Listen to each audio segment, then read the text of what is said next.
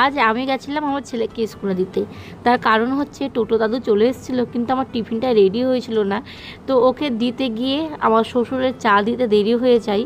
তো তারপরে যখন আমি চা দিতে যাই, তো দু চার কথা আমাকে শুনিয়ে দেয়। আমার প্রতিটা দিন অটাইম হয়ে যাচ্ছে, আমার খাওয়া দেরি হয়ে যাচ্ছে, তাই বলছে আমাকে। তো মেয়েদের প্রতিটা কাজেই কথা শুনতে হবে।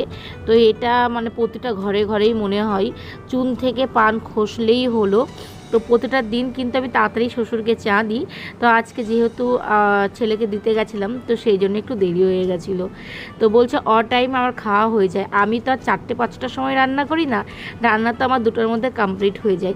কিন্তু দোকান থেকে এসে প্রায় 4:30-5টার সময় ভাত খাই, সেই দায়টাও নাকি আমার। তো শ্বশুর যখন এইসব কথাগুলো আমার বলে, তো তখন কিন্তু প্রতিবাদ করার মতো কেউ থাকে না। আমার বর কিন্তু চুপচাপ কথাগুলো শোনে, আমি কিছু বললেই বলে রাগ।